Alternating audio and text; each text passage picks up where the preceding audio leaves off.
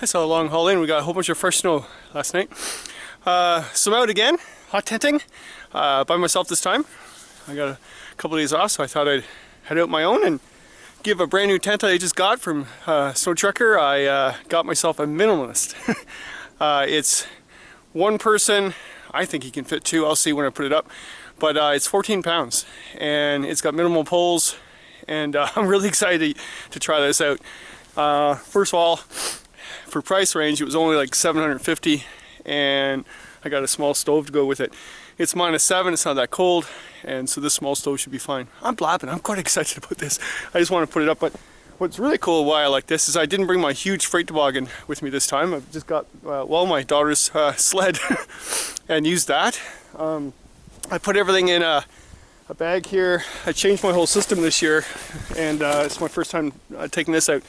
But basically, yeah, this outdoor research bag, and the entire tent, plus the pipes, and plus the poles and everything else, and some other gear fits in the one bag. Stove fits in the front, and I got my personal gear in another bag that goes on top, and it's great. Minimalist, that's what it's all about, right? Really a lot of snow though. Holy jump, up to your knees, and glad about the snowshoes. All right, let's put this thing up and see how it looks. So what I have here, I have a series of poles, four poles for making the back and the front end frame, and then they're all the same size. But what's different on this one is that, I'm assuming, I haven't put this together yet, but this is the top pole, and it's a smaller pole.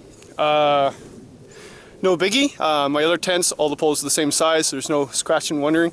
But yeah, I think it's going to be easy enough. I think it's the top pole, because yeah, both ends are hollow, so I can put this thing in. I'll show you.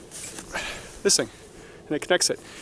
One thing I learned from the past: watch what you do with this thing. Always put it on a tarp while you're working with it. If you drop this in the snow right now and the snow's up to my knees, you're not going to find it.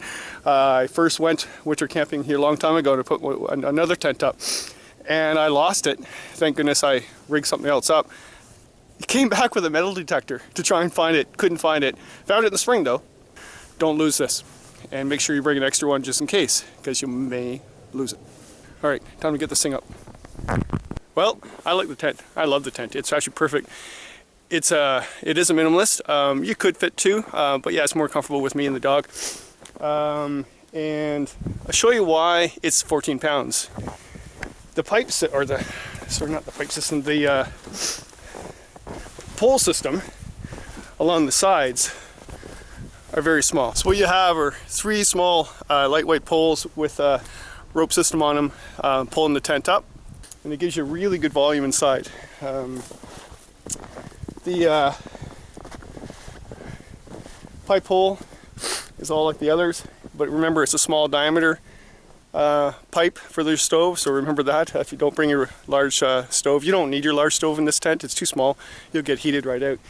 I mean, it's only -7. It's going to get to -9 tonight, so it's not too cold. I'll let you know if it's -30 and I'm cold in it, but it's perfect for just lessening your load. And I used, again, just my toddler's toboggan this time, instead of a big freight toboggan. Put some stuff in some OR, almost like a gym bag, but they're waterproof, and put a pack on my back and just hauled into the bush, and here I am.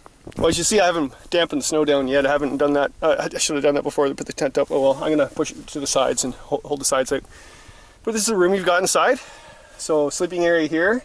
Yeah, for sure, you could put two in here easily. It'd be a little crowded, but you sit here by the fire. But that's not what it's supposed to be for. It's for Minimalist, for two people to get out in the bush and carry less, or one person to carry less as well and enjoy themselves. I'm blabbing. That's what happens when it's my first solo of this winter. So it's a lot of work, by the way. Just remember, going solo is fine, but going solo in the winter, triple the work. Here's the stove. I haven't lit it yet, but it's all set up. Just cozy. It's like when you're a kid, you know, you made a little snow fort out in the backyard and you pretend you were a great adventurer. Okay, well, I'm setting up here. Boy, what a nice sunny day. It was just a major snowstorm this morning. That's nice. So I got the stove going, and what did I do? Just sat and chilled for a bit, had a cup of tea, and also made some rum and bannock, or bannock and rum, on my Dutch oven that's cast aluminum, so it's a little bit lighter than actually the regular one.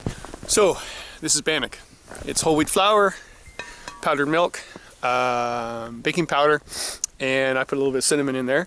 And instead of frying it, you don't need your dough, by the way, when you make it. You actually, because it's not a bread that rises, it's a flat bread. You just pound it into the Dutch oven or a frying pan if you want to put a bit of oil in there and put it on the stove. And it took about 20 minutes, half hour, I think this one took to rise.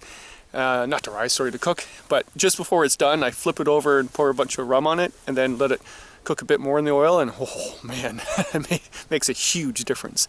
So yeah, that's what's up. I'm making bannock in the woods on a snowy day. Loving it. Loving this tent. It's gonna be a cozy night.